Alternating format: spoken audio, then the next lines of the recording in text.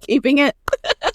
Triangle is one of the best psychological horrors of all time, with one of the best twists, and does such a good job having like an intricate web of movement and characters that keeps you on edge. Okay. And I think it's a really, really good first watch. Get your bingo cards ready. And let's get let's scared. Get scared.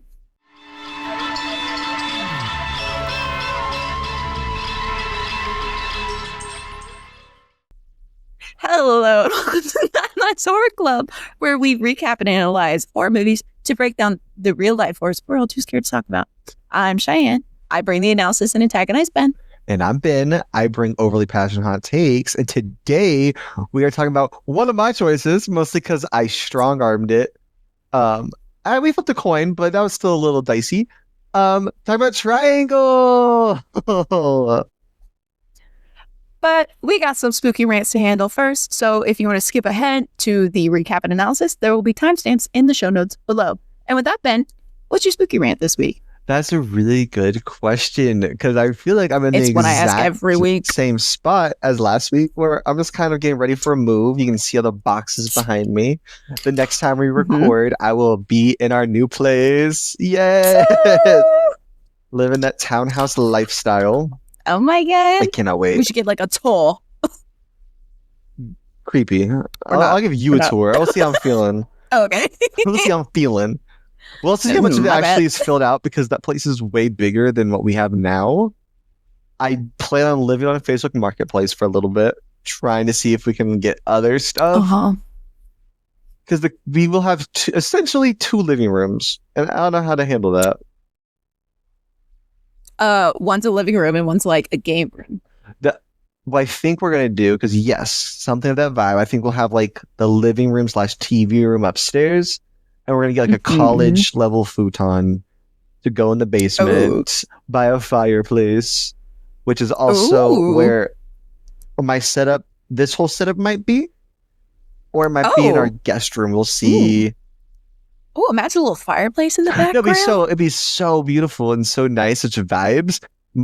Add to the spooky aunts. Because I get loud a lot of the time when I'm on my computer. And my lovely, lovely girlfriend likes to go to sleep, and she gets migraines, and I'm not good at containing myself in those moments. So I'm like, maybe if I was in the basement, I would disturb her less. Yeah, you put some rugs and carpets around. It'll help. Making that sound. Yes. Well, Ben, one thing I think, and I'm going to go ahead and say this part of my spooky rant is for both of us. Yes. I know what you're going to say. This motherfucking heat wave.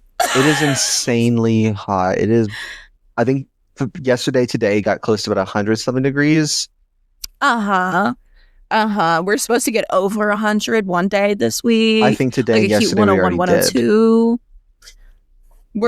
I'm sitting at a 98 right now. At my pizza job, one of the drivers was telling me it was like 106 while he was driving. That's disgusting. The AC in the store that I work at is not doing great in the back, where we like do heavy lifting and such. So that's been really fun. So that's just one problem that we're having. The other problem that I've had, which is a great problem to have at this point, I had 3 interviews in less than a week. And I'm trying not to like speak upon these things too much, because I think this is obviously the cause of what's happening. Whenever I talk about something, everything goes to shit. So obviously I can't talk about anything. That's the clear pattern. It's not just the state of the world. I think it's you. I think you need to reflect on that. Yes. So, but I did, after my last interview for the stretch, I did have like a cute little minty bee, a cute little cry in the grocery store bathroom. That's where I was working. So beautiful though. And I had to like I was really trying to hold it together. And this is so much information, so I'm so sorry. But I was trying to cry quietly. And then my bathroom neighbor was like doing breathing exercises, going through what they were going through. That's such a nice bonding moment for you guys. Like how Together as a family, we were going through it in that moment. And we both made it out. I hope you guys like see each other around. Was it an employee? Do you know? I have no idea who it was. Oh my goodness! You guys should have come out. I wish you all would come out at the same time and look at each other and we'll kind of like nod. We don't say anything; just kind of nod. This is an acknowledgement of what we've both been through here tonight. So, my little spooky rant is just the amount of like nerves that one interview brings, let alone like boom, boom, boom. Thankfully they're all going very well. Yay! And we'll leave it at that because I don't want to jinx nothing. But yeah, that was my spooky rant. It's just like a lot of nerves, and then you finally get through it, and you think you'd be like, okay, it's done. No, that's when your body goes. No, see, you need the release. Yeah. I think that you need to actually sit down at home, put on a sad movie, and just let out a good cry. Genuinely, I think I need that because today I have nothing going on in my life right now. I'm moving, but hey, work-wise, nothing. It's summer break, so I was like, no Sometimes stress. You gotta feel. But regardless, today I don't know. I was doing the Stairmaster, and I don't know what happened. Some endorphin release hit my brain, and I was like, "Oh, I'm gonna cry right now. I'm gonna cry. I'm gonna start and like not even like a like." Oh my god, I'm so happy, kind of cry. Like I was like, don't sob. No reason to. I wasn't sad. It just be like that. And I'm like, maybe my body's saying you just need to sit down and watch something really sad and live vicariously through that to flush it out, to flush out those emotions. It's one of my favorite things. Yeah. The way to like process. It's got to be done sometimes. And then my last little thing. This is semi spooky rant, can't think of the word I want to use. Note for anybody watching.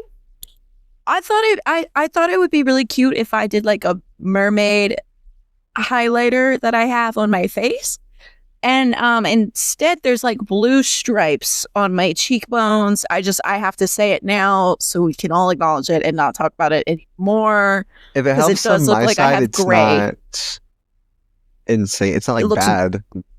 It looks gray right here instead of blue. But when I turn to the side, it eats. I'm going to record like this. The whole time. Right. Actually, you will see a bit of this today because my iPad's dead. So I am doing the monitor today. Okay. You got Bevy on the pod, buddy? I do have Bevy on the pod. Especially because it's summer. I like to sit in the sun, have a little drink. Because like I said, I have literally nothing to stress about. But I still was sobbing. I've got myself a nice Cutwater. Because I was at the store today and I saw it and I thought, oh, a nice little tropical drink. It's so hot outside. And it is. And I got myself an energy drink. I got myself a C4 this time. Okay. And then also, hold up. Did I say I was finished? Whoa, my bad. Because I'm mixing it up a little bit. You're usually a tour. I'm usually a tour. But it's so hot lately. I'm going for 3 today. I got a nice Gatorade too. Oh, okay. I'm mixing it up. Okay, it's late. Hydration and dehydration. All at the same time. I need electrolytes. Jeez. Okay. Can I go? You're allowed to go now. Okay.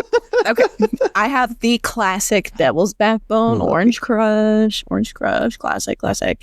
Of course, I have my water bottle over here, but that's not fun enough.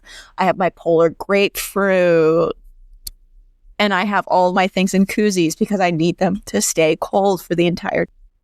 Speaking of yapping, you want to know some things about the movie? Tell me about the movie.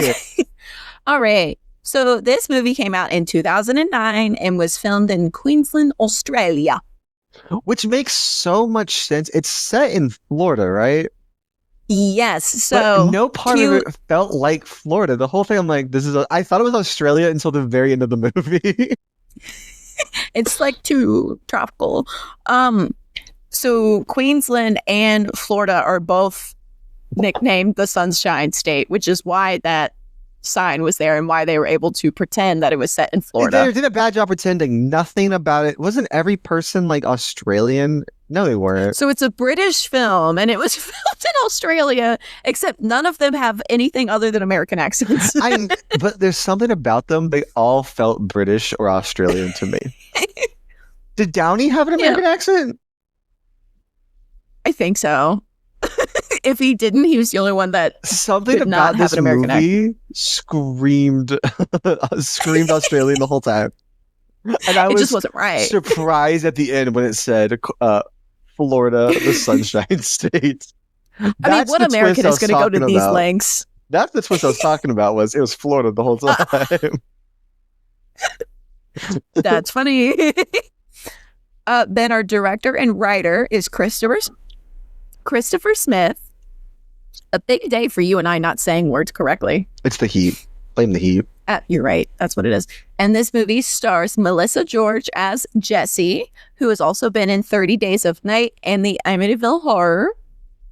Michael Dorman as Greg, who then had a small piece in the live action One Piece. Mm-hmm. Pirates of the Caribbean, Dead Men Tell No Tales. No. Oh my God! Sorry, I just looked up who he played. That's a big character. Well, you're gonna share after that? That was a wild reaction. I am so sorry for that. And just so everyone knows, that's the second wild reaction he's had to someone being in something else from this movie. I am so One was sorry. off camera. I am so sorry. But he plays Goldie Roger, who's like the king of the pirates. He's kind of he's the one who found the One Piece, Cheyenne.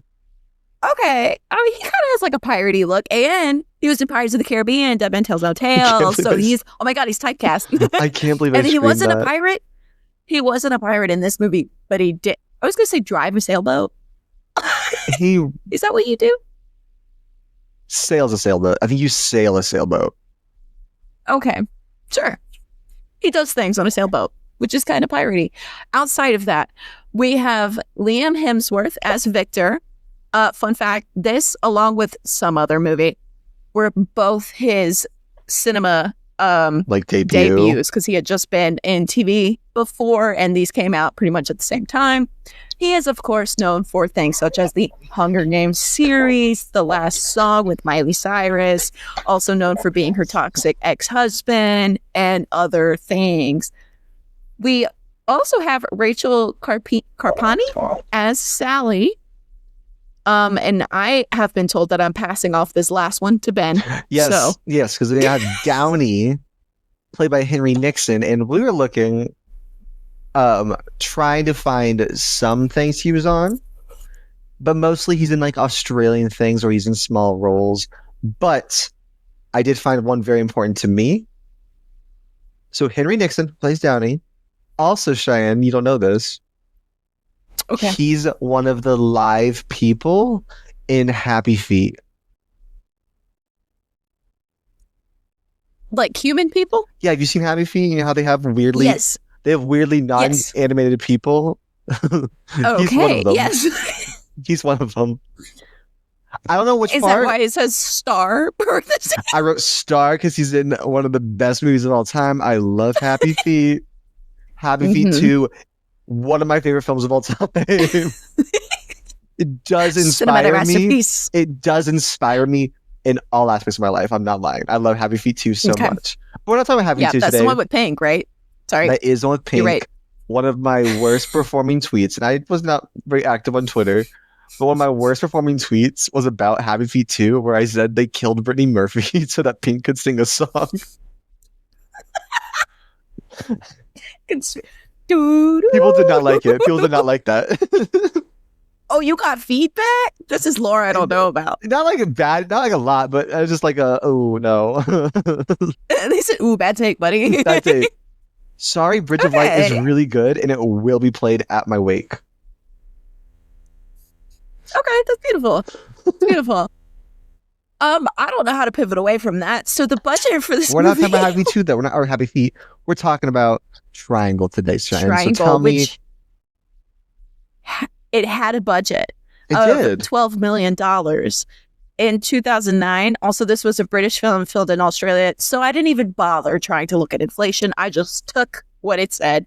$12 million Probably budget. confusing as can be. And Ben, this movie was really successful. It was really, really successul. Was it really? And in the international box office, it made $1 million, 333,000 30. You can do it. I believe in I'm you. going to try that again. Thank you. It made $1,333,337. That's a big success. Did this lose It money? was sarcasm. It was sarcasm. It lost It lost a lot of $11 money. million. It lost $11 million. Like, that kind of tracks. Did it have a theatrical release? Small international, yes. Because I know I watched this for the first time when it first came out on demand. Do you remember that? Do you remember like pay-per-view? Oh yeah. Uh-huh. Like there's a whole channel. Oh my god, let's bring those back. You were scrolling through and you could watch the bad little trailers. We're struggling. Don't Oh, everyone, it is a Thursday afternoon. We do not record on Thursday afternoons. We're out of it. This is unnatural. So yeah, the movie was a flop, and I have some fun facts, but it was hard to find some that were very interesting. I'm not going to lie to you. So first, this movie references The Shining quite a bit, which we have run into before. Of course. So the number 237 pops up, which is the same number of the spooky hotel room Danny was forbidden to go into in The Shining. I meant to look into also the number because I kept seeing it pop up, and I was like, "Oh, what's this?" It came up we have one a couple time, references, but this is a movie where I assume a lot of things are intentional.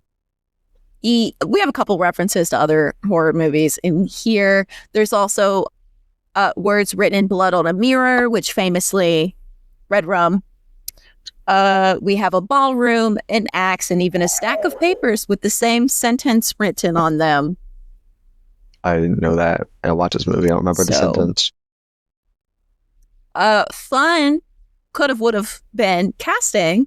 Lindsay Lohan was rumored to play the lead in this movie. Obviously, she didn't. I'm kind of glad she didn't. I don't think she. Wait, when did this movie come out? Hold up, when did it come out? 2009. 2009. Okay, during that's like peak Lindsay Lohan, isn't it? Mm-hmm. Teenage Drama Queen. Hello. Freaky Friday. Hello. That Good Luck one. Hello.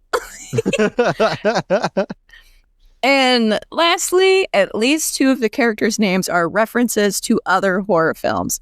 So Jesse has the same name as the lead in Black Christmas, and Sally has the same. Hello. And Sally has the same name as the final girl in the original Texas Chainsaw Massacre. I can't believe that's been a little bit of a stretch. Has someone confirmed that's intentional? I went to IMDb. Because it feels like a stretch. Like, Sally and Jess are not complicated names. Ben, it was hard to find facts that were interesting enough to include. There's not a lot of lore surrounding this. I don't think, which sucks. The movie's so good. It's a great first watch. It's a great always watch. Trigger warnings: child abuse, child death. Outside of that, you can watch this for free on Peacock, Tubi, and Prime. Yes, I believe I watched it on Peacock. I tried to, and it wouldn't work. And with that, Ben, good luck with this one, buddy. I'm so excited to talk about this one. I'm so excited. This movie's really hard to talk about. I was telling Shane before recording. Because there's a lot of characters moving and we don't see everything right away. So characters are to say things that happened. And so my notes have never been longer. I have like 4 pages of... No, I have 5 pages of notes. They've never been longer. But a lot of it is blank does this, blank does this. I also I immediately listed out our characters. Didn't say anyone's real name. But... It's okay, I did. That's why we do this in an order. So yes, the triangle opens up, and we have a small like house. It's an Australian house, and we can tell it's Australian. We don't know why, but we know it's Australian. There's a vibe. But it's in Florida. It's surprising. There's a crikey vibe about and we see it's our main character Jess, who's kind of like crying with her son, and she's like repeating, "It's just a dream, it's just a dream, don't worry." And like we see like it's really like a bunch of weird little cuts. So she's like, so that happens, and then we see like the son's painting or something. He's doing some like little kid activities. Mom's looking all stressed out. She's not having a good time. And she goes out, and then then we get a doorbell ring. She goes to ask the neighbor about it, and he's like, I didn't see anybody. In case you're wondering, that character's name is Jack, because Cheyenne accidentally miscredited him earlier before he recorded as an important character. I thought Jack was one of our main guys. Immediately though, the vibes, I was like, these are immaculate. It's just, you're kind of confused what's going on, but you're following this mom. The music's still there. We cut to a boat named the Triangle. Roll credits. There we go. There's the movie. And we get introduced to Greg, who's like the owner of this boat. And he's about to take a bunch of his friends on a boat trip. And there's like a long, like, I'm going to kind of speed through this part, I think, because it's a lot of just setup. It's a little fun and games. We're getting to know the characters. But I think the easiest way is to explain it all at once. So we have Greg, who's the owner of this boat. And he's inviting his, like, every year, I think, his high school friend Sally and her boyfriend / husband Downey go out. Not Jack. Who's not Jack. They go out on this boat together, or they go on a little trip together. It seems like recently Greg has taken in this kid played by Liam Hemsworth, whose character's name might be Victor, but I call him Liam this entire time. I think he's like 19, 20 years old or something like that. And he's 18. So the two of them, do they both live on the boat? Yeah. Yeah, so the two of them live on the boat. They're taking all their friends out, and Sally has invited her friend Heather, trying to like set her and Greg up. But Greg has also invited Jess, who is like a waitress at a diner that he frequently attends, who is like they flirted, it sounds like. We get conversation establishing that they have flirted a little bit, that he's definitely trying to make the moves on her. He's rizzing. And there's a little bit of Riz happening. There's some Riz. The Riz. When Jess gets to this boat, though, her vibe's immediately super weird. Liam Hemsworth is like, no, she's not okay. She's messed up. He later says like, oh yeah, you said she had a kid. I asked her about her kid, and she kind of couldn't remember where he was. And then she said she kind of couldn't remember. And then she went, oh, he's at school, but it's a Saturday. And it is explained that the son has special needs, and Greg's like, oh, he's at a special school. Like, that's what's going on here. Nothing to be weird. But Jess does seem like kind of out of it. Yeah. Very like she's dissociating somewhat. And Sally does not like Jess. She's really like, you're just like after his money, which I'm gonna say fucking crazy, because Greg lives on a boat with a teenager, like a sailboat. Well, like a sail. Yeah. It's not a yacht. It's a nice it's not boat, a houseboat, but it's not like the most amazing, immaculate boat known to man. No. And he lives on it with a teen to help him take care of it. Yeah. So this idea that that Jess is like a gold digger. I don't know, babe. Jess owns an Australian house, so how would you say you step back? In Queensland or whatever. And so they're all kind of getting a boat. Oh, there's also a really cool transition. I love when movies do fun transitions. Where they're at the dock. We follow a seagull in the air. And I mentioned this because I think seagulls might mean something. Do you mention seagulls in your analysis? I don't, but I have a nugget in here. Okay, hold on to that nugget. Not specifically seagulls, but birds. Hold on to that nugget and specifically try and make it shaped to seagull while you're at it. Thank you. Okay. We follow a seagull up in the air, and we come back. They're now out of the open sea. Things are going great. They're sailing along. People are having good times, silly times. Hootin' and Um, hollering.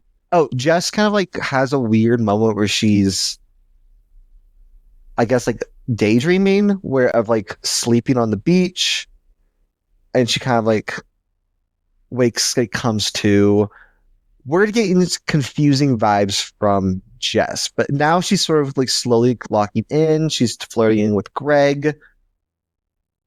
Oh, and Heather, I want to mention this right now. Heather's a fucking goat. I love Heather because she's here to flirt with Greg. Sally brought her along to set them together, but immediately Heather's like, "Nah, he likes Jess. That's the vibe.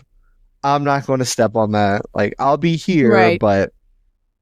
She's such a real one. I think, like, She just doesn't care. Sally's trying to be like a little bitchy. She was like, "Oh, Jess, come talk to me," and Heather's like, "No, it's totally fine. Like, you can keep talking to him." but of course, Sally ain't gonna let that happen because Sally's not a real one like Heather is. Sally's annoying. I'm gonna say it. Sally is annoying, but Heather's her friend, so that's already a plus in her book. Because I'm Heather's friend. Heather's just so chill.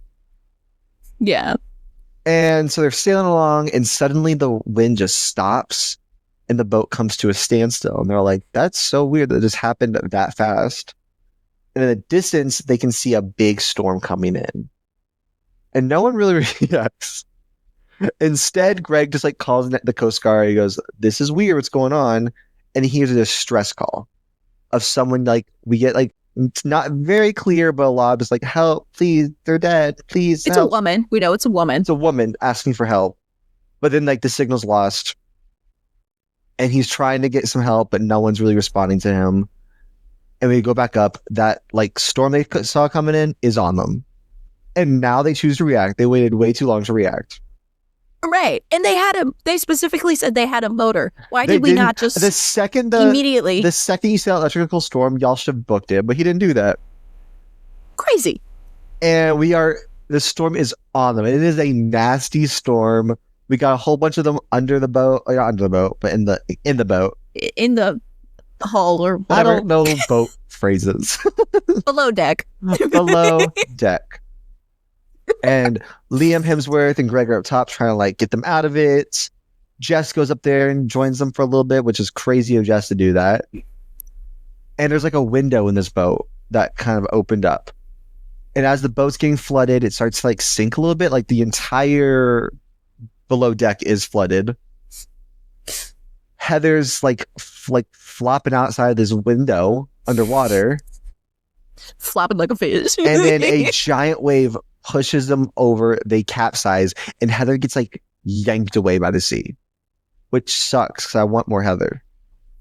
Also terrifying. So honestly, the Heather of it all is like the realest part, and I'm like, it's like, oh, that's so scary. I don't fuck with the ocean. I don't fuck with the ocean. In case anyone was wondering, I don't fuck with the ocean. That's Poseidon's domain, not mine. I love the ocean. It's scary. I'll go to a beach. The water, though, I ain't getting in it. It's not even your little feet. Because there's little small little fish in there. Little small fish gonna beat by my toes? No, fuck me up. And so they're kind of like just stranded. The rest of them are able to like they all survive. Minus Heather. And they are able to like climb onto the capsized boat and just kind of float along. And they're kind of like, "Oh, we're fucked, dude. We're in a bad spot. We're in this bad spot." And when we see this big like cruise comes out of almost nowhere towards them, named the Aeolus. And on board, they can see like a person. They see like a silhouette of a person, but they can't make anything out because it's really far away. The sun's in the way. And they're able to board it safely. And when they get on it, the boat's completely empty. And it's a very like weird vibe ship. So empty. And they're walking through like these endless hallways, just calling for anybody. And Jess is like, "Hold up, I recognize these hallways." And this part does feel very Shining-esque. Like the hallways for like, I guess the living quarters felt a little Shining hotel-y. And she's like, hold up, I recognize this. Everyone kind of blows her off. They go, whatever, cool. Fun story. Anyways, Whatever, Jess. we found a picture of the boat when it was older, which I would not give a single fuck about in this moment. They go, oh, look, it's the boat we're on right now, the Aeolus. And they start talking Well, about... it's from like 1937, and this is supposed to be like 2009. Yes, and that boat should not be boating. Do boats not boat that long? I don't know how long I don't think so. Well, I think I would not be concerned about it because clearly the boat is boating. I'm not going to be worried about this picture of the boat. Cool. Titanic ass boat. Great. Not impressed. And then someone says, oh, the boat's name's Aeolus. That's the Greek god of wind. And you're just like, cool, guys. I need to call 911. Like, can make a distress call. And we get this little introduction. And it's like, oh, we really just shoving this in the movie. And they go, oh, Aeolus, that's the dad of Sisyphus. Mm-hmm. Who, if you don't know, he did something. I don't know what he did, but his punishment was he had to push a rock over and over again, and he kept pushing it, it'd fall down, and he was like doomed to repeat this at all time. This is going to come up later. But I just want to say, they all contribute to this story about Sisyphus in a way that I'm like, you guys love Greek mythology. It's single like member, reading. every member of that friend group is just like, Aeolus, oh yeah, that's the Greek god of the wind. Someone else chimes in, oh yeah, his son was Sisyphus. Someone's like, yeah, he like pissed off death or something. And it was like, no, he didn't piss it off, he defied death. And I'm like, this is a collaborative project on Sisyphus. Also, we all majored in classics. Also, Aeolus's one accomplishment was having a son. I don't buy that. And he controls the wind. I do think the Aeolus naming was like, y'all thought Sisyphus was too on the nose, so you tried to just go, we'll do his dad instead. 1 degree removed. Heather's like so convinced that like Heather, did I say Heather? Sally is convinced that Heather is on board. And then they hear someone sees like someone around a corner and then keys get dropped. And they realize that they are Jess's keys. Like, they're the exact same ones that she owns. And Sally goes, it's Heather. Heather's on the boat. And I goes, that's fucking crazy. They end up in a big dining or ballroom, I guess, with a lot of food. What? Like, a lot of food. It's not like bad food. It's a banquet. Jess's, they look at like the clock. The clock does not match anyone's like time. It's the wrong time, but it does match Jess's time. Interesting. That's interesting. Pocket that for later. A lot of this movie, you're going to pocket it for later. Over and over again, you're going to do that. Over and over. Your pockets are full by the end. Full. Full. You know when the new Animal Crossing came out and you had to like build up until you were able to buy more pocket space? We need to upgrade your pocket. We're going to upgrade to the max pocket size now. Our pockets are packed. If we're Heather, we're drowning. We have so much in our pockets. We are not swimming in that sea. Just like Heather. We are sinking.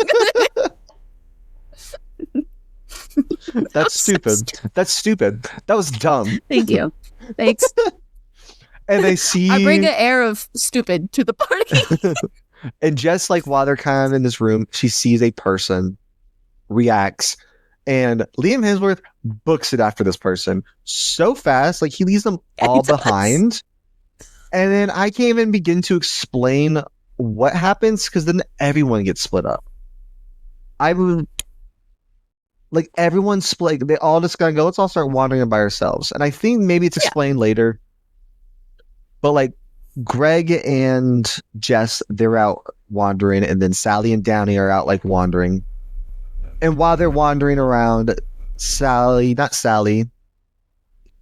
and Greg, they find a bloody message saying, go to the theater. And they went, bet, let's go to the theater. Great. We love direction. And Jess is like freaked out. And she goes, I've been here before. This is also familiar. This is bad. And Greg's being kind of a dick. He's like, you sound crazy, actually. Shut up. Let's just go. Don't worry about anything until we get some help. Yeah. There's people on this nice boat. guy act is dropped. And I'm like, there's people on this boat, idiot. Like, sir, the fact that no one has seen a soul is weird. Mm-hmm. he's like, dude, I know how boats work, okay? There's people on here. So she storms off, they split up, and she ends up back in the big ballroom. Sally and Downey, we see, are like wandering when they see blood on the ground. And Downey's like pissed off. Let's just go to the theater. So we don't know why, but they're also going to the theater. Put that in your pocket. Right. Another thing. We need a list for this one. Of all the pockets we're going to need. And so Jess is back at the ballroom alone when Liam Hemsworth walks in, and he's just like stumbling, and he is bloody as can be. And Jess is like trying to comfort him, but he attacks her immediately. He kind of is like not attack, but he kind of stumbles on her. He's trying to like strangle her. And that's an attack. Yeah. I guess in my head, I'll be clear, he ain't like throwing hands. He's tackled her. No, he's right for the neck. Yes. And she's pushing him, and he's got a fucking hole in the back of his head that she just reaches around and shoves her finger in. Put that in your pocket for later. Because she went there like it was like, she didn't think about it. And doing this, it kills him. I guess like his brain was there. She pushed his brain. He's dead. I think where it is like your cerebellum, which controls your motor movements and breathing and all the like autonomous things that you do. All those things you don't know how to do, you just know how to do them. Oh, so he can't breathe no more. Yeah. So Liam Hemsworth is dead. And before Jess really could do much about this. Good job, Miley. Before Jess could do like really react to this, she starts hearing gunshots. People are getting shot. So she storms to the theater where Greg has been shot. Greg is dead. And Sally's freaking out because she's saying that before he died, he said that it was Jess who shot him. And so she's freaking out. What are we doing with that information? Oh, that's going in our pocket. We go, that's weird. It's your pocket. You make some space. If you gotta use your back pocket, use your back pocket. It's going somewhere. It's going somewhere. And they're like, why'd you tell us to come here, Jess? Oh, put that in her pocket as well. Because they're just like saying, you told us to come here. What's going on? And she's like, I didn't do this. What are you talking about? And they're calling her like crazy and all this stuff. When they get, or at least I think Downey gets then shot by a mysterious person who's like up on top of this balcony in this theater. Mm-hmm. And we get like a semi good look at this person. They're wearing like a jumpsuit with like a bag over their head. So we can't really we don't see who it is. We just see it's a masked figure shooting at them. Strangers-esque. And it kills Downey first. Jess is doing her best to try to save Sally. But then Sally gets shot and killed as well. So now Jess is our final girl. Like already, we're only like 30 minutes in this movie. We're probably like 40 minutes. We got our final girl, and she's on final girl mode here at this finale. So she's running from the killer. And I don't know what really her game plan is, but she does go into like a full-on brawl with the killer. Like I said, mask, bag over their head, jumpsuit. Killer's got a gun, trying to shoot her, trying to shoot her in their head, but then Jess is able to like kind of push the gun away, escape. The gun's out of bullets, so then the killer just throws the gun at Jess, which is so silly. It's just a funny like, oh, I'm just gonna toss this at you, and it probably hurt, and it makes it like when they do this, Jess is climbing over like a railing to get to a lower level of this boat. It probably hurt to have a whole shotgun thrown at you. But looking at it, it looks like and she just like, oh, it just topples over. Ouch. But like she's like throwing hands with this killer. Hands and guns. At one point, like she runs to like the side of the boat, and she finds an axe, and she also finds like a weird gear. But she throws the gear the opposite direction she's going to run, I guess, to distract the killer.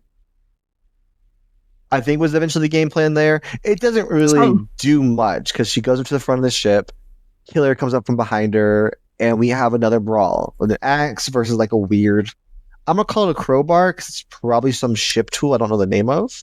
It's crowbar shaped. And Jess is a fucking badass and like whips this killer's ass and like has them up against the edge, and she's like, who are you? Like, what? Like, trying to get some answers. And the killer's saying something, but she can't make out a lot of it. But she does hear, "It's the only way home. Kill them." So then Jess just swings the sword, or not the sword. I wish it was a sword. She swings the axe, doesn't hit the killer, but the killer does get knocked over from it and falls off the ship into the water. So Jess is now the only survivor. And again, we're like 40 minutes in the movie. What's the rest of this movie going to be? Who just kind of wanders inside, and like there's music playing. She's dissociating again, reasonably. Looks into the mirror and has one of the coolest shots of the whole movie, where she's looking at her reflection. We then pan into the reflection, and now we are in that world, basically, I guess. We then follow her when she hears some people yelling outside. She goes outside. It's her and the crew from all her friends. We are in a time loop, and we realize that she was the person they saw because they're yelling like, "Hey, I see somebody," and it's her. What the hell? I was like, this is amazing. This is amazing. It is a time loop. So Jess was the person. This movie's so great. And she's like sneaking around. We're following them into the boat scene from her perspective now. And it's so fucking awesome. But one thing I thought was worth noting that you might think, oh, our pockets are now emptied. No, they're not. Because the bloody message is still there. And I got some questions about this, but not too many. But the bloody message is there. She also sees Downey's body like floating in the water, being eaten by birds. How did that get there? Back in our pocket. And so she has not confronted anybody, but she is the person who they saw from the like dining room, ballroom that Liam Hemsworth chases. And he finds who I'm going to call OG Jess. So Liam 2 finds OG Jess. He's confused what's going on. He's like, "What? How'd you get here? How'd you go?" I'm keeping up. I know what's going on. I'm actually right there. I said, "Oh, this is easy." Our pockets are full and we know what's happening. Check my pockets. I have all the answers. And she's trying to explain, but he's like, "You're crazy. You're whatever, dude. I'm not gonna tell. I'm gonna do you a favor, not tell anyone about this." Okay, asshole. And she's like trying to convince him. She's like, "Please, you gotta listen. She pushes him hard enough. Now she pushes him. She grabs his head and like fully is like, "Listen to me," and puts him right on the hook and pierces that brain. That little cerebellum. And and I think it's also worth noting, before this, when she saw the body, there was also blood on the railings. Because after she does this, we see he stumbles over, he puts his hand on the railings, he's the blood. Interesting. Pocket. Well, actually, I think that's coming out of our pocket. That's just kind of like explaining. We're losing one. Okay, that's wrapping that up. That's wrapping that whole. Like, oh, okay, got it. So that's got part a new of the time slot loop. So Jess is crashing the fuck out. She ends up in like a service room or something. I don't know what this room is. But it's like we see a bunch of jumpsuits like the killer has, and she sees a bunch of notes on the ground that all say like, "Kill them all. It's the only way home." Something about killing them all. And there's so many of these. She looks at it, takes a piece of paper, writes the exact same thing down. It matches her handwriting. So now we're going, oh, this has happened a lot of times. And they really do shove this in your face. They happen a lot of times, because then so many times she looks she sees like her pendant hanging from a grate, looks at it, drops it, it lands into a pile of pendants. And then hers does the same thing. So it's like, oh, it's happened a lot of times. There's so many jumpsuits on here, and there's also a bunch of shotguns like the killer uses. So this is like the killer's room. She sees Liam Hemsworth again, but he's in the ballroom about to do that scene with the new Jess, with Jess 2, where he strangles her and she kills him. But this time, OG Jess, she takes out the gun and she's like, no. And like kind of confronts her new self. And sorry, this movie is really confusing. She confronts her new self, and Liam Hemsworth is like, what the fuck's going on? My brain's been pierced.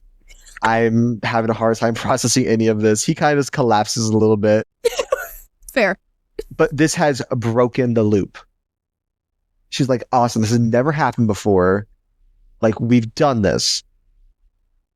But there's still gunshots going off. What? Who's shooting the gun? The killer's still on the board. And so Greg still gets killed, but OG Jess is able to get there, and she's like, y'all, get the fuck out because there's a shooter up there. You're going to kill us. And she saves both of them. Goes back. She's like, hey, you guys stay here. Shoot anybody who comes around. I'm going to go get Liam Hemsworth. But he's been like dragged off the boat. She goes to find him. There's a blood path. He's gone. So clearly there's still a killer on the loose. We find out the killer takes off their mask. It's evil Jess. And I wrote down dark Jess serving face. Because she's just like, I'm going to look evil now. She's not even trying to be like, hey, I'm normal Jess. No, she's evil dark Jess. And she's like, hey, Sally Downey, like, it's me. Don't shoot me. Actually, she didn't say like that. She's like, it's me. Don't shoot me. Come with me. Right. Liam Hemsworth is dead. Let's go in this room, okay? And so they're like, okay. They get tricked, and immediately, the second they're alone, she slits Downey's throat, stabs Sally, but she gets Sally stabbed, gets away. And OG Jess is looking for them, finds Sally, but Sally's like, you just killed my fucking boyfriend, husband. Leave me alone. Oh my God. And runs away. She's not taking any help.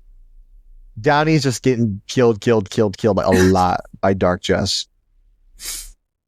And Sally finds like a radio room or something, and she makes a distress call. The exact same distress call that we heard earlier. But the loop was broken, I thought. Interesting. Is something in our pocket? Is something out of our pocket? We don't really know at this point. I don't know. I honestly know where to put that. It's going somewhere. Keep it close. And in this, like, I guess, chase flee from OG Jess, Sally kind of like is bleeding out. She stumbles onto like a weird, I guess, like, I'm going to say the roof of the boat. Sure. Just because I don't know what to call this place. The where upper there deck. are quite literally dozens. You know more boat lingo than I do, and it's pissing me off. Oh, upper deck? I said it really confidently. It was a guess. But also, your two boat lingo was below deck and upper deck. Yeah. The below deck. That's a real term. Starboard. Stern. Mm. Hull. You're so boaty. You're so nautical. But so she goes into, I guess, upper deck maybe. And there are dozens of dead Sallys. Dozens of them. And so we are like, okay, this has happened all before. We are still in the loop. The loop is not broken. And Sally passes away up here. Like, Jess is like, it's going to happen again. The boat's going to come back. We'll just take the boat when we leave. Like, we'll hop back on the small little boat. It's going to be okay. We'll escape this place. But Sally's been stabbed. She's gone. She looks over, and I think New Jess kills Dark Jess. I don't know what happens really with Dark Jess and New Jess, but I'm pretty sure she glances over, and it's like very similar to her fight against her killer, but New Jess kills Dark Jess. And that caused the loop to reset. And so now Jess kind of has a revelation. When they all die, that's when it resets. So it's only when they all die. And it's too late. The boat's gone. They all boarded. And she's like, Okay, I have a plan. I first thought her game plan was to reset it, but now she'll be ready to hop on the boat. But we don't. That's not her game plan. We find out later. So now that we lose from reset, Jess 2's going through the same thing that OG just went through, where she's like, "What the fuck's happening?" She also stabs Liam Hemsworth in the head with the hook. So Liam Hemsworth, I think you got to unpack that because in 2 different time loops, that's bound to happen. Everything else is different, but that's always going to happen. He's gonna get stabbed in the brain, and it's not intentional. It's not intentional. Like the other deaths all happen the same regardless, or at least Greg's does because it's intentional. That's an accident in both timelines, and you got to reflect on that. So Liam 3, we're now on our 3rd Liam who's been stabbed in the head by a hook. And I think OG Jess is like, okay, I've got my game plan. I've got to be the killer. I'm gonna go kill everyone again to cause another reset. So she suits up as the killer. She cleans out all of the second bodies. Like Downey 2 gets disposed of. She drags him out to sea. That's from we put that in our pocket earlier. It's coming out now. We know where that body is. And she's the one who writes the bloody message, "Go to the theater." She's the one who tells Downey 3 and Sally 3, she's like, "Go to the theater." You know, setting up that big shootout against all of them. So she's going to kill everyone, and she's going to, next time they come around, she's going to say, "Do not get off your boat." She's going to keep them on the boat, so then they just kind of drift off, never board the Aeolus. And it's really a lot of the stuff we've already seen, but like from the reverse, we have the theater scene again, where I wish it was more interesting with Greg, but I just didn't give a fuck about Greg. Yeah, when she's like, shit. And she's like, doesn't want to shoot him, but he's like, "Please, please, Jess, is that you? Jess, don't freak out. Like, it's okay." And she shoots him in the end. So we know she's going to shoot him. Yeah. And we can just get the same scene from her perspective of then shooting Downey and Sally. And we get our brawl again against Jess 3. There's too many Jesses. So we got Jess 3 who she's fighting against now.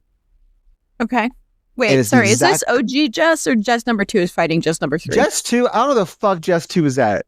Okay, Jess so 2, it's OG. Okay. Jess 2 stabbed Liam Hemsworth in the head, and then she just doesn't do anything yet. I don't know what she's up to. She's off figuring out what's going on.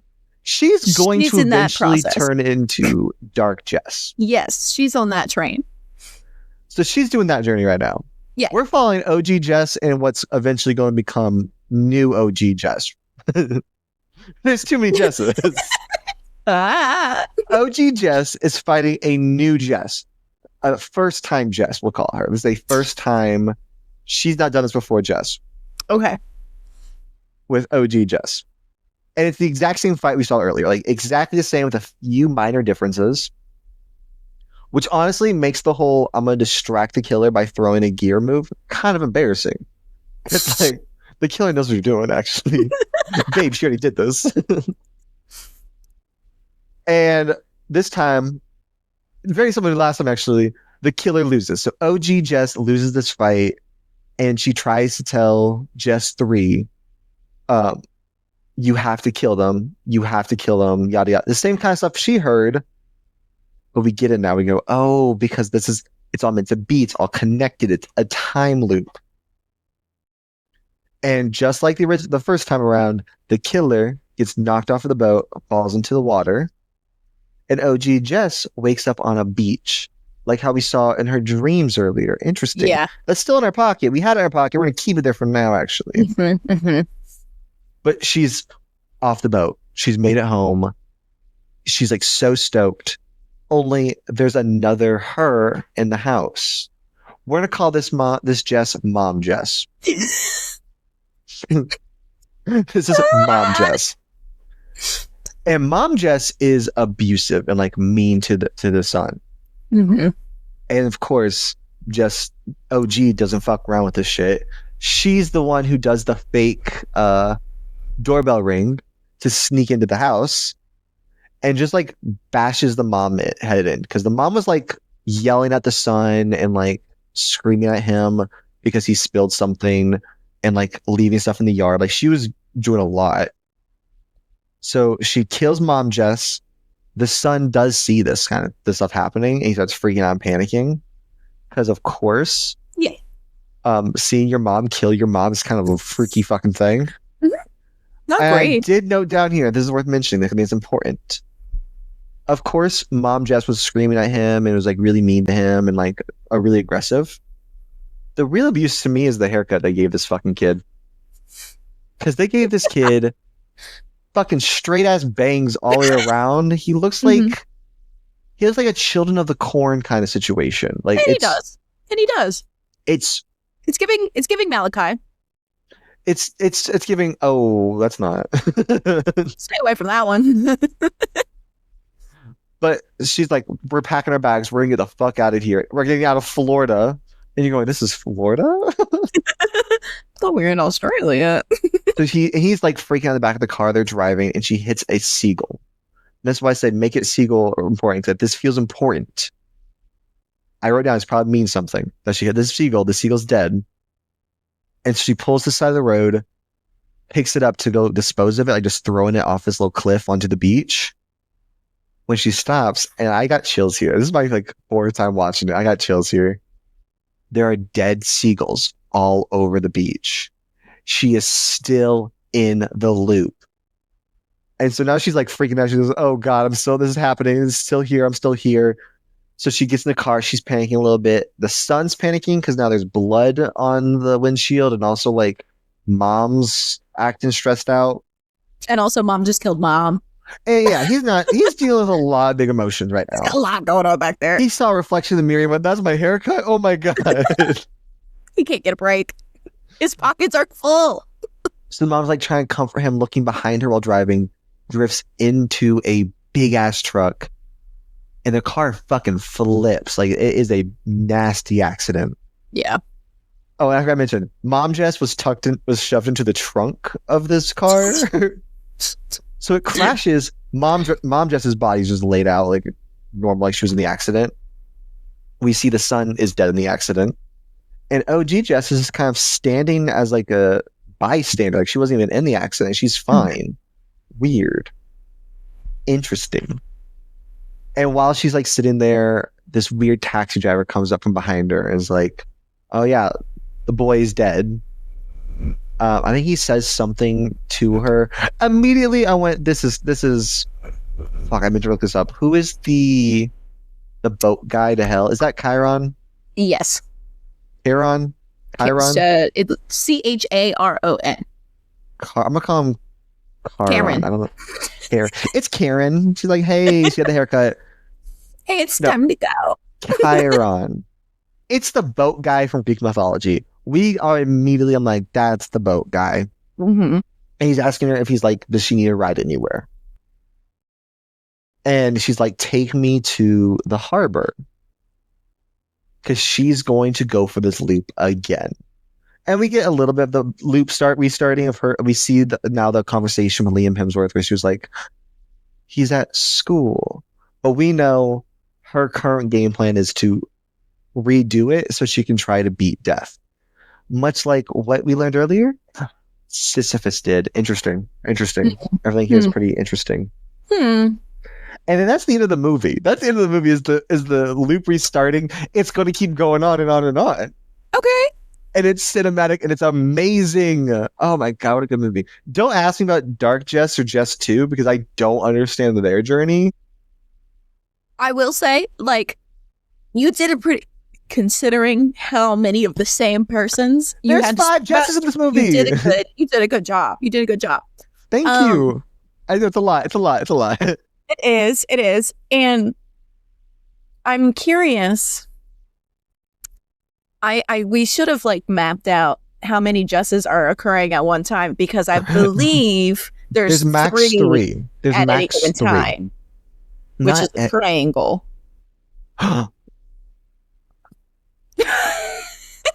I think, yeah, there's usually 3. Mostly because I don't know what the hell Jess 2 does during her loops. Well, they're all doing the same thing. No, it's just a little bit different. No, they're not. Because Jess 2 and Dark Jess are very different from OG and Jess 3. Jess 3 and OG are the same person. What's different? Because Dark Jess is like dark. No, that's just because she's at the point where she thinks she's figured out that she has to kill everyone. So now she's determined to kill them so she can go home. No, wait, no. But in my head, there was something different about Dark Jess. I can't remember what it was. Well, she was like, smize it. Maybe because she was just too cunty. I was like, Yeah, oh, she was she's like a little way cunty. different. She just had an air of determination about her. Her will to survive kicked it. Oh, maybe she locked in a little faster because she was like immediately like on her first loop learned it was a time loop.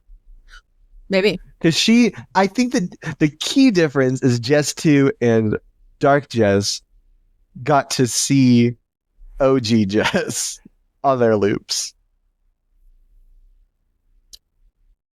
This is clearly this movie is clearly a 2 loop equals 1 loop situation. So okay. Let's dig in a little bit. Let's dig in a little bit and see what we come up with. Not every Sally dies at the top. So I think every loop is a 2 loop situation. That's why I think Jess 3. What does that mean? So like in the loop. Is it like an 8? You think it's like an 8? No. In the loop, there's 2 loops.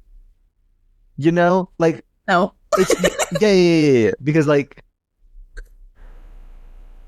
no, it makes sense what I'm saying. It makes sense what I'm saying. I just like, need you. I know. I'm trying to explain it. It's really. If you don't get it, I just don't think you don't get it. I think before it doesn't do a full reset until OG Jess gets knocked off. Then I think it's a hard reset.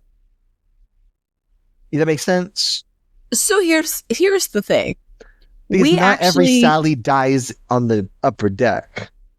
So we actually don't know that OG Jess is OG Jess. She's not. I mean, we know she's. First of all, well, obviously, because this happened 20,000 other times. Yeah, she's the one. She's always the one who throws the seagull. I'm positive of that. Yes. She's always the one who throws the seagull. She's always the one who gets to the sun. But I don't know but maybe Dark Jess does too. They all do. No, because Dark Jess got like fucking like bashed in. Dark Jess got killed. I think that they all see the sun because when she dies and wakes up on the beach, she goes home. No, Dark Jess got her face bashed in, dude. So let's break it down and see what we come up with. Okay, break it down, but I think Dark Jess is like dead. I don't think she ever makes it to her son. I think Jess 2 and Dark Jess never repeat. Okay, so you told us a bit about Sisyphus, but we're gonna just dig into that a little bit more now. Okay, because that is the majority of the movie is about Sisyphus. That is the thing that we're doing. So as you mentioned, Sisyphus is the son of Aeolus. I always want to say Aeolus. That's not right. Aeolus. And Sisyphus was punished by this is a Greek myth, by the way, everyone. Sisyphus was punished by the gods for the sins of deceitfulness, cheating death, by outsmarting the deities, wickedness, and arrogance. So he was condemned to pushing a rock up a hill only to watch it fall back down for eternity. As we mentioned, the ship's name is Aeolus, blah, blah, blah, whatever. That's just they're 1 degree removed to make you think a little bit. Because they were like, it's too obvious we call it Sisyphus. It's too on your nose. It's too much. So Jess and her son are killed in a car crash that in real time happens before the movie. So that's happening before we start seeing her. When we get to the theories, I think the movie is 100% Jess is in hell. So the taxi driver that comes up is exactly what you said. He's the ferryman, or Chiron, who offers their soul a ride to the afterlife. So he tells Jess that her son can't be saved, and he makes her agree that she will come back to him so they can go after she tells her friends goodbye. Yes. And she agrees to it and then doesn't. Yes, I meant to mention that he's like, "You'll promise you'll come back." She went, "Yeah." We know she doesn't come back because she's trying to cheat death. So the reason she is condemned to pushing this rock up a hill and watching it fall, or repeating this day over and over again, is because every single time the loop could end, instead of choosing to go to the afterlife, she chooses to try it again. Yes, And I think she's key lying difference every single time. Yes, I think I don't think she's necessarily being punished by some higher figure. I think she's trying to beat this system, which is clearly going to keep doing itself over and over again. Yeah. So I think no one's like, "Oh, you have to go do this thing." No, I think I looked up. It's pronounced Kron. Okay, Kron. Okay, Ron. Okay, Ron. Kron is like I'm giving you an out. I'm giving you an out, sis, and she's just not taking it. Yeah, she just has to accept what's happened and go to the afterlife. But every single time, she chooses to repeat it. So she is not necessarily in hell, but she's choosing to be stuck in her own hell, where she keeps repeating this over and over again. So she's just like in full denial of the circumstances. She's in denial that she killed herself and her son in this car accident. And she's refusing to accept her fate. So she just keeps reliving this little trauma over and over again, expecting a different outcome. And then tied to this, she has a lot of like guilt in motherhood. So we see her son, we see she's a single mother to an autistic son, and she is stressed the hell out. She's, I think when we see her getting abusive, she has on like a dress, she's trying to go out, and the kid is freaking out and crying, and he spills paint on the floor, and it gets on her dress. So she starts tweaking out. She also tweaks out because there's a toy in the garden, like just in the flowers, and she comes screaming at him. Yeah, too many things. Like, she's flipping. So we see her get, really frustrated and verbally and physically abusive. So part of her hell that she's choosing to keep doing is part of this cycle is her seeing herself be abusive to her child. So she's forced to not only relive it by redoing this abusive act over and over again, she also has to watch herself do it. Which is just part of like the self-punishment. Yeah, and even after like she kills she kills mom Jess, she does tell her son like, "That wasn't mommy, and mommy loves you, mommy." And that feels abuser after they've abused someone being like, "That wasn't me. No, that wasn't. Yeah. I love you so much. I'm not gonna. That's not me." Which I think was supposed to play into it a little bit. And so she's like, not technically gaslighting this kid, but also she is.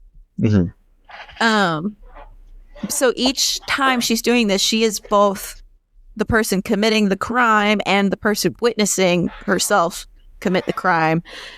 And through this guilt of like not only abusing her child, but also being what causes him to die, she's going to keep trying to change it.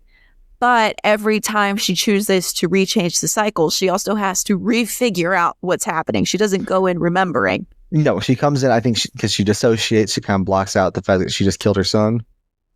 And herself. Yes. I think in that process, she kind of like, was like, "Oh, let me try it." She does not remember how she did it, which is why we look at in our pockets, there's all those moments of her remembering things, but not really remembering it. Like she knew about the hole in his head before we even saw the hole in his head. Right. She recognized those hallways.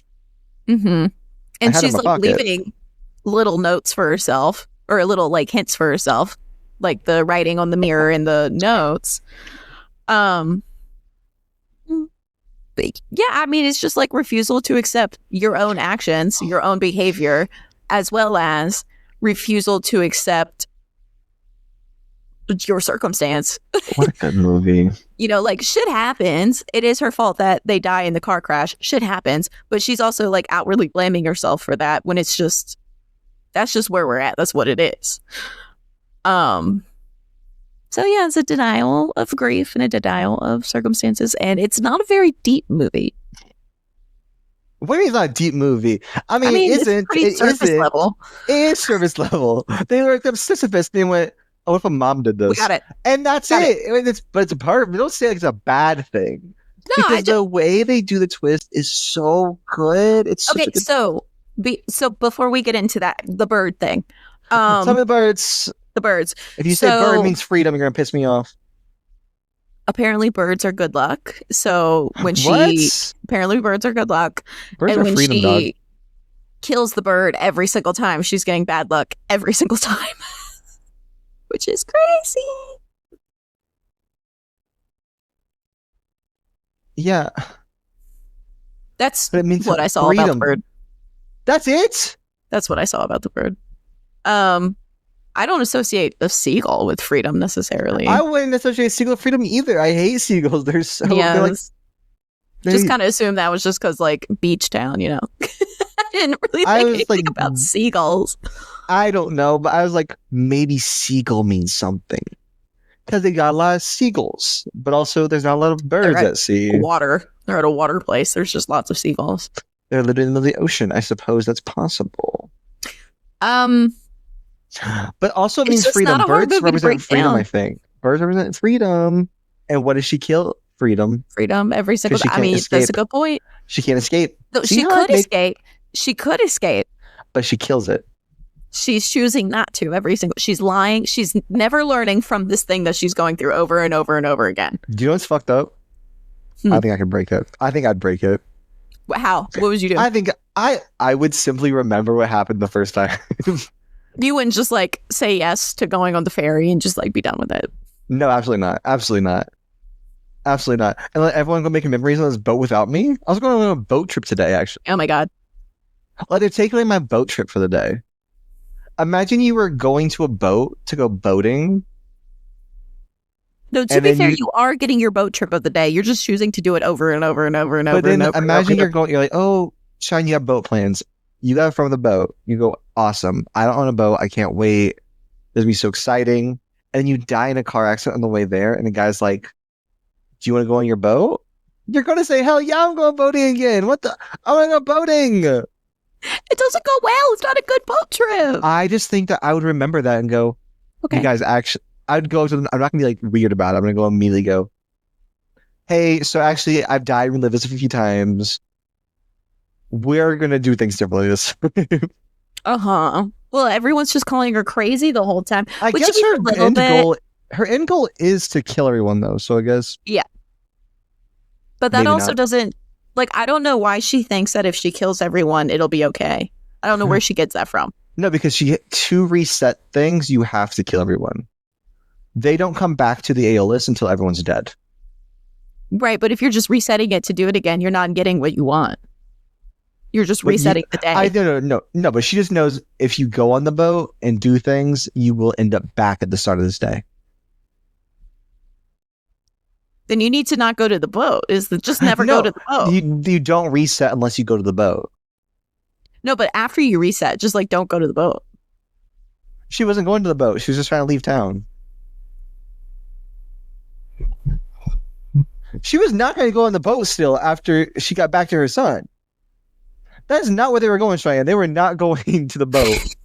They were leaving town. It literally was like, you're leaving Florida. Yeah, I guess.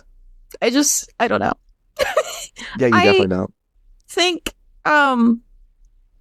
watching this blind for the first time is really good. It's really so good. This is one movie you have to watch blind. You cannot know the plot beforehand. Even a second watch was really good. After that, I started like...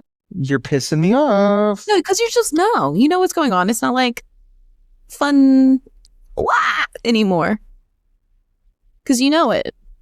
No, but now you can see all the little things they're saying. You went, well, When Downey and Sally are like, we gotta go to the theater. You're like, wait, that's right, because you were told to by later on Jess. Now, I do want to say, I think since at any point there are 3 Jesses, I think the way this is working is that there is Jess, who is actively trying to kill people. Killer Dark Jess. Jess. That's Dark Jess. Killer Jess. Jess, who is in the middle of figuring out what's going on. Jess 2? Is that Jess 2? I don't know. And then Jess, who's getting rescued. Okay, so here's... So I also thought... I mean, like, yes. No. Yes. Because a key thing with Dark Jess. OG Jess is going to gun them down. She's the version that guns them down in the theater. Which is the same thing that happened to her in her first time around. So everything we saw in her first time around happens again on the third time around. Wait, I think I'm getting confused when you say her first time around because I'm saying every OG her Jess has a first time around. OG Jess. Keep up. OG Jess. Her first time around matches Jess 3's first time around. Where they're gunned down in the theater, and that's where most of them get killed, and we get that brawl happening. That's all exactly the same as OG Jess against her killer. So OG Jess and Jess 3 have the exact same first experience. Following. Right? But what happens differently on like the second go around, was the couple got killed like more brutally by Jess and more throat slit and stabbed. And that happens every single time. So Jess 2 and Dark Jess have different experiences from OG and Jess 3 because their first time around is a little different. So it doesn't happen every single time. No, but every single time is 1 and 2, and that's the loop. It can't be every single time if 3 and Dark are also having a different thing. No. There are 2 different experiences for these Jesses. Yeah, I'm with you. I'm with you there. Right? That makes sense. So Jess 1 and Jess 2 will always have different experiences. They do not go on this boat exactly the same. But Jess 3 and what's going to be Jess 4 will also have different experiences. Jess 1 and 3 have the exact same experience. So it skips. So for a full loop is 2. You need 2 for a full loop. Why do you think there's 2 versions? Because the way they die is different. No, but like, why do you think there are 2 versions? For the twist of her I think you don't think there's a reason? I think the reason is to create the illusion of choice. Because we see OG Jess break the loop by revealing herself to her copy and being like, I've done it. That didn't happen this before. I've broken the loop. Oh my God, false hope.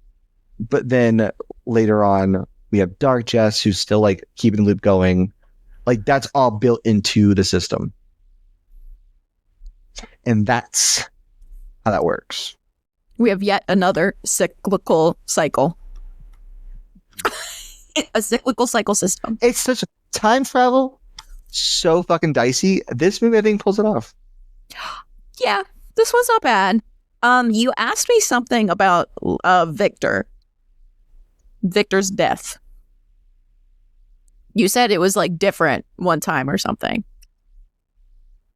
Or no, you said that other people die this 2 different ways, but he always dies via. I think it's just very funny to me that I think that's just to explain the double loop. Because you first see her like stab in the head and you go, that's why he did it. And it's like, no, because it happened a second time with Jess 2. Jess 2 did it as well.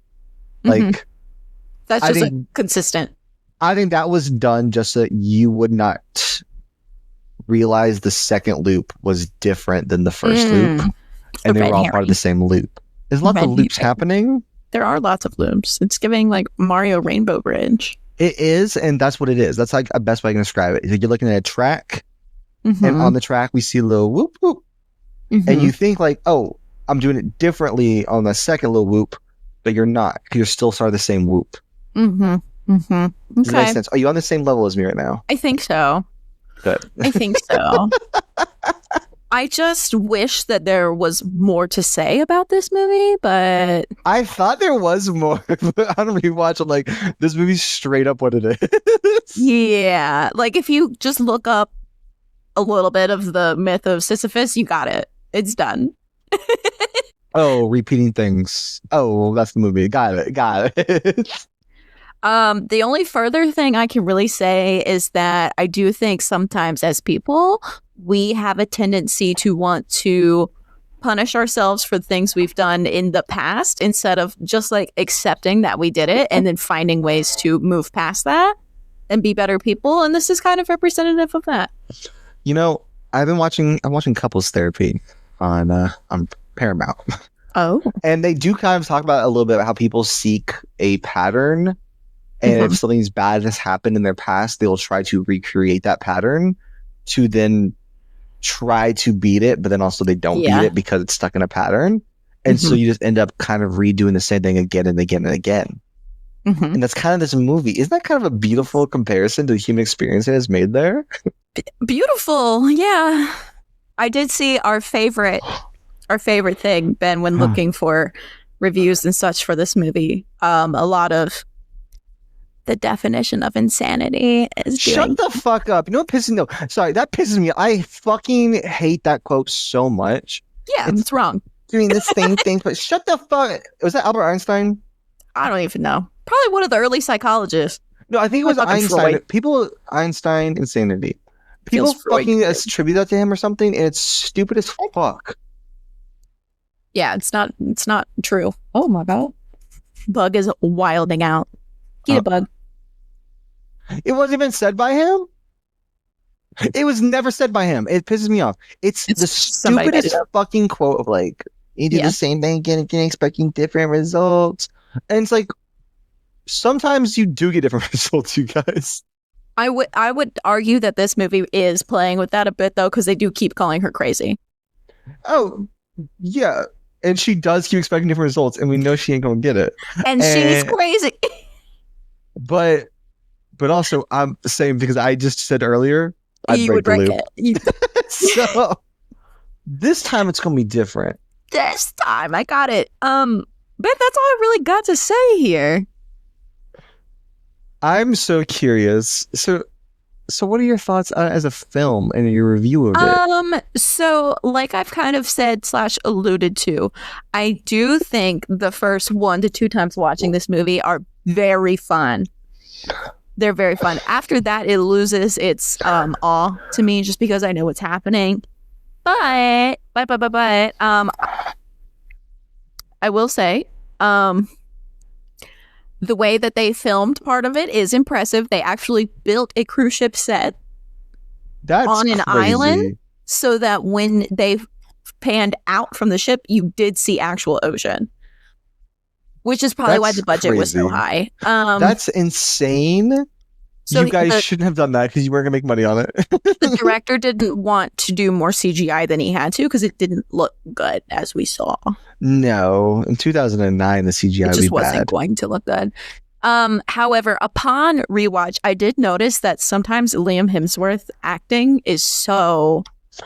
It's, go on, girl, give us nothing. He literally just says shit, and I'm like, what's your... I mean, to be fair, there's not a lot of character work in this movie.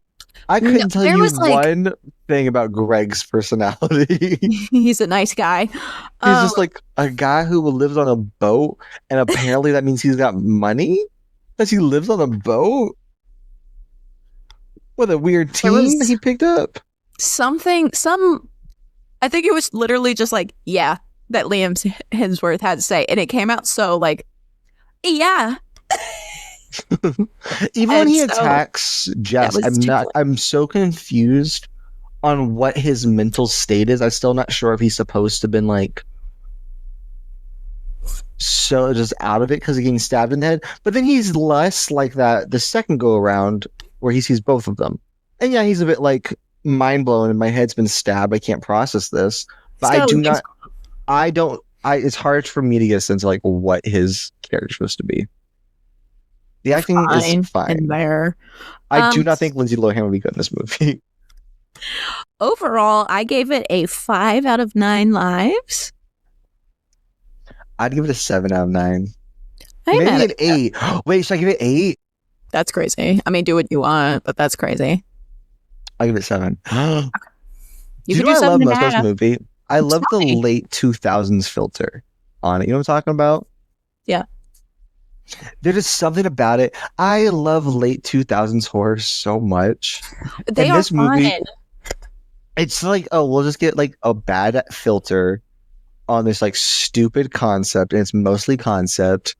And Uh-huh. it's such a fun vibe. It's just a fun vibe. It's yes, I do distinctly remember the first 2 times watching this movie. I was like, I'm locked in. This is fun. This is good. I love it. I'm gonna So give it 7. what's our little letterbox review gonna be? That's a really good question. It's hard having to think of something on the fly.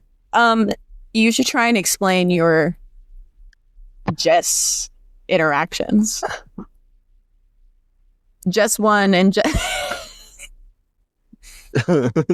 I think something like Dark Jess served face. There you go. It's time for Voices from the Void. And better people who agree with me. They better agree with me. Otherwise, I'm gonna send your ass to the void. I don't even dislike the movie. I just said it's like I'm just saying these people that you picked better agree with me and go, this movie is good. Okay, so Shook on Letterbox give it 2.5 stars and I said shook. never seen anyone more committed to wearing wedge heels than Melissa George in this movie. Is that Jess? Yeah. That is very funny. Thinking about it, I didn't think about that at all, but I guess she like multiple brawls. Oh my god, she gets She's clocked running. she got clocked by Greg because she was like, I gotta wear my shoes still. Like, yeah, I'm gonna put on the jumpsuit, but I gotta wear my shoes. Gotta wear the heel. Yeah, no. With one of the scenes, she's running down the hallway. I was like, "Girl, lose the shoes." Was it when she's fighting? Is it when she's fighting the killer? I think it's when the second Jess from the second group starts getting on, and she hides before she drops her keys. Mm-hmm.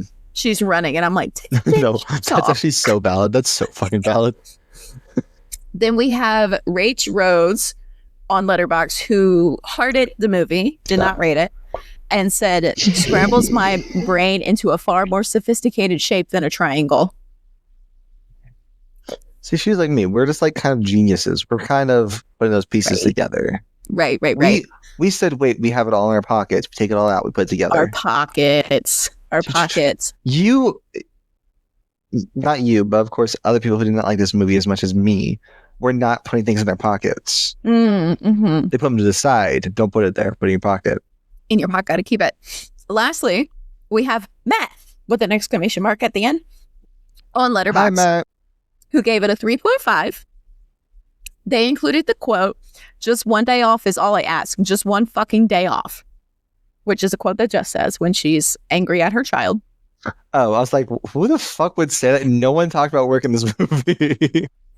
And then his review is convoluted and confusing as fuck, yet extremely admirable in its thematic swings. Stress, shame, mental health, inescapable hopelessness. Pretty much just a perfect allegory for the struggles of being a single parent, which is an exceptionally unwinnable job, parentheses, especially since you're at the same time both the good guy and the bad guy, in parentheses. Nice to see some well-executed, elevated horror before it was tired, and one that doesn't just deal with grief for once. Trapped in paradise, wandering through hell, endlessly pushing that damn rock up that damn hill. Melissa George is a killer. No, she does a good job. She is good. Yeah, it captures all those things, I would say, decently well. Yeah, I would say this is like elevated horror before I think I'm gonna be a little bit of a hater here. Before it's in your face.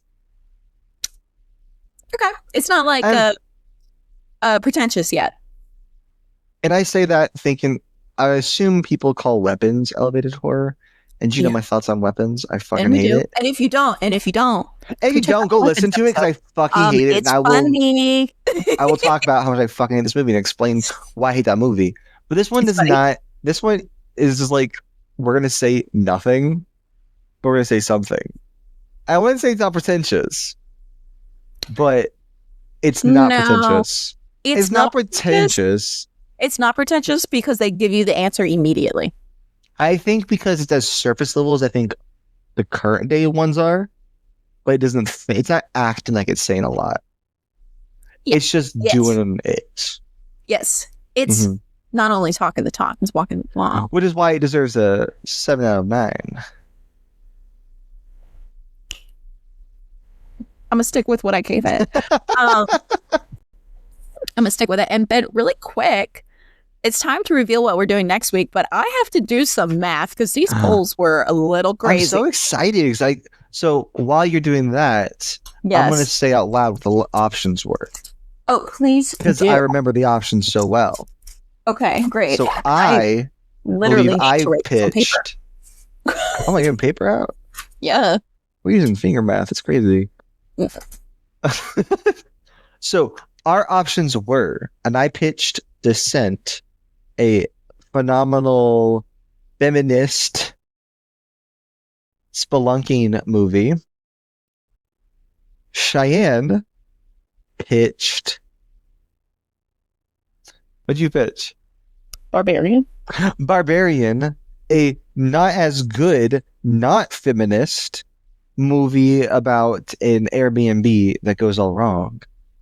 And then our popular choice of the week, not popular, our staple of the week was Alien, about an alien in space. famously. I kind of nailed that. That was so good how well I nailed that. You did a great job. So Cheyenne, you better crunch those numbers and tell me who won. Wait. Carry the one. Oh, no. I did math wrong. Okay. I'm scared. Okay. What do you think? Okay. Can I know the two that it was between? Or is that going to be giveaway? I want you to guess first. And then I'll narrow it down. Dude. These I really want Descent to be up there. I think it was between Descent and Barbarian. Are those the top two you had to do the math with? No, you're half right.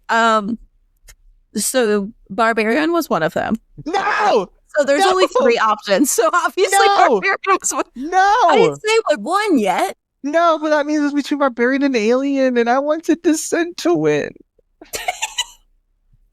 No. You think it was? I think it's Barbarian. I think Barbarian won. It wasn't Barbarian. No, it was Alien. Yes.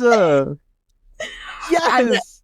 When I posted the pitches, the caption for Alien was, "Y'all are gonna pick this movie one day. We just know it." because you know me. As I established just moments ago with my weapons rant, I don't fuck with Zach Cregger. I don't like Zach Cregger's movies. But just too long. No, and Barbarian's okay. It's fun. You like it more than Weapons, I assume. I like it way more than Weapons. I like the first 30 minutes. I love the first 30 minutes. Okay. And then it gets bad. I don't know about that. Dare I say that Justin Long of it all ruins it? It's not his fault, but his storyline is where it starts going bad. I love him there. So, anyways, that's a topic for another day because it'll be back. Thank God. We all together as a family get to watch and talk about aliens. Yay! And I, again, famously have not seen any of the Alien movies. So I also back up. We're going to talk about Alien, not Aliens. Is there a difference? Yes, there is. Aliens is the sequel, which I will say is much better. And I think down the road, we should watch Aliens. Oh. Because Aliens is actually where most of the alien references come from. Oh, okay. All right. But we got to ground up. You got to work up. You have to see Alien, the first one. So I'm excited. And Alien 1's still good. Aliens is awesome. Actually, I'm going to save my explanation of the whole my thoughts on the series for next week. We have a good time to talk about it. And that means it's time, and I see that you're ready for Pitch Bitch. I am for Pitch Bitch. Let's go. Am I going to start? Yeah, always. I always start. Always. So I have courageously, might I add, chosen to pitch another late 2000s summary kind of feel movie Okay. with The Ruins. I think I might know what this is, maybe. So The Ruins is about, it's probably not aged well, I'm not going to lie.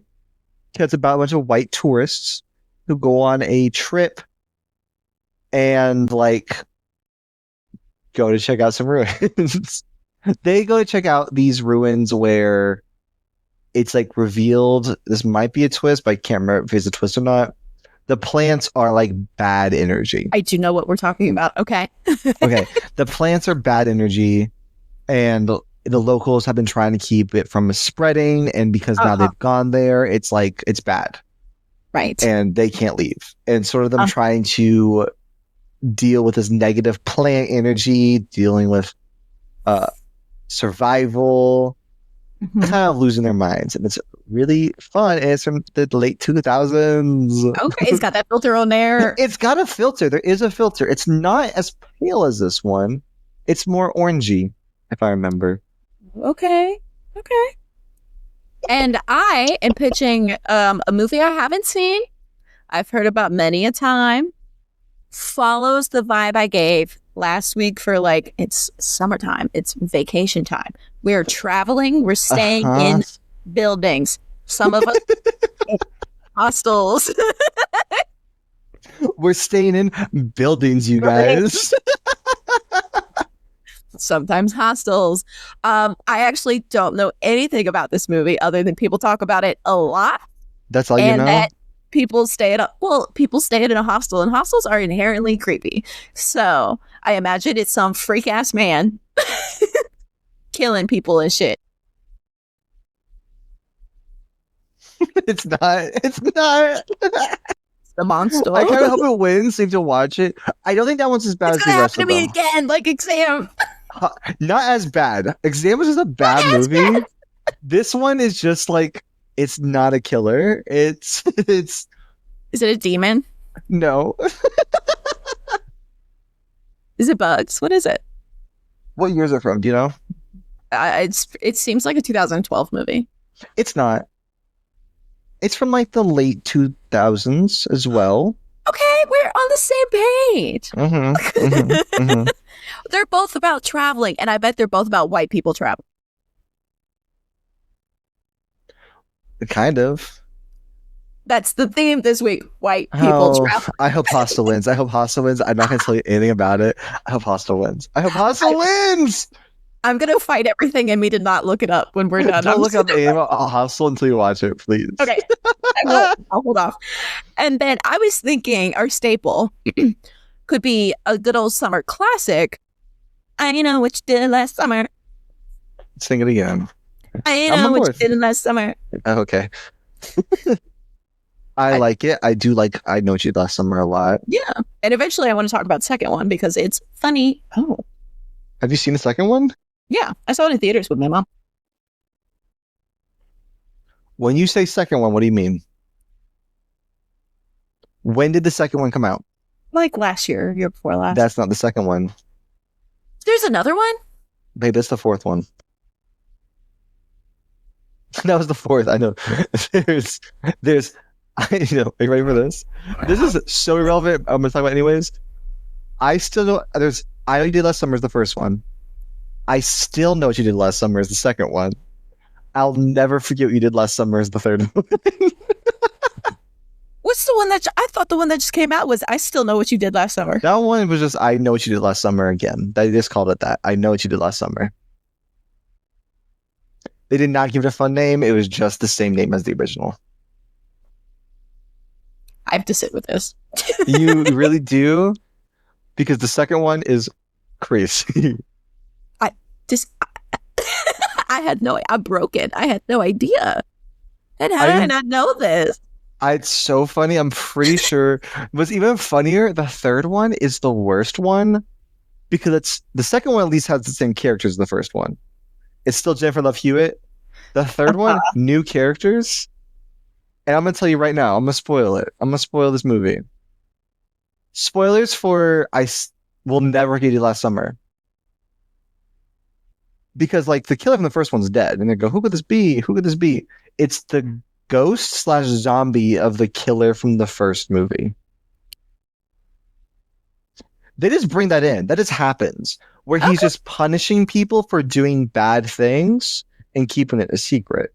Okay, not Dexter coming. He's unrelated to the bad thing they did last summer, but he's just like his ghost. But he's not gonna forget it though. He is not gonna But forget. his ghost is like, "How dare you do a thing and get away with it?" Okay. Hey, that sounds like a great little series for us to embark on. No, it's great. And I'm like, I'm fine with just doing the first one.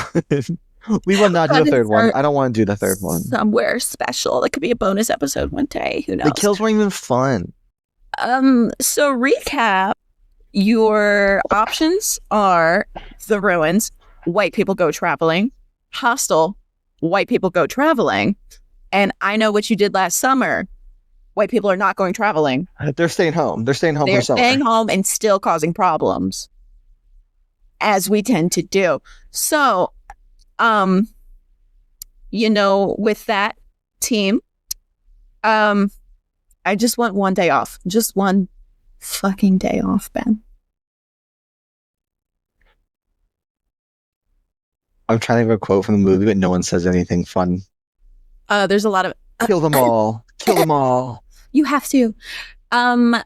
You should give us a little like, a little follow, a little subscribe. We'd appreciate it. Please help us grow and expand. Hey, if we grow and expand, the better our episodes can be. We'll be able to have like real editing and so on and so forth. You won't hear weird gargling sounds, maybe.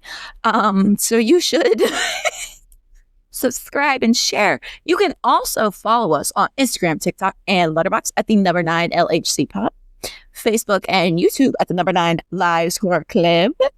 You can find me bopping around in different subreddits on Reddit, famously, and follow our subreddit r/number 9 Lives Horror Club. Then what do we want to ask the people this week? I want to ask, would you be able to break the time loop? Okay. Yes, I could. Could you? Okay. I probably wouldn't try. I think my confidence is exactly the reason why I wouldn't break the time loop. Oh, I think my pretty low will to survive is why I would just be like, nah, I accept it. Let's go. I struggle with I'm like, that's too much work for me. I'm excited to cover Alien because that's the one where I famously, every time I watch it, I'm like, that's too much for me. Oh, I can't wait.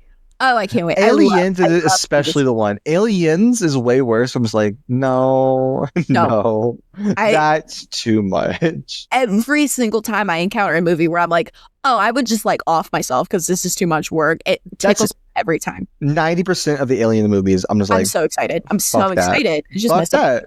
Oh, I'm killing myself. I don't want to do this. You don't want to do. No. So let us know if you could break the loop in Triangle. If you're listening, because we featured your review in a previous episode, go ahead and drop a little ghosty. Hello. And you will see us next week for Alien. Not aliens, unfortunately, but we'll get there eventually. Singular. Cheyenne needs to start the timeline. There will be one alien today. Well, next week, actually. And with that, stay spooky. And we will see you next time. Goodbye. Bye.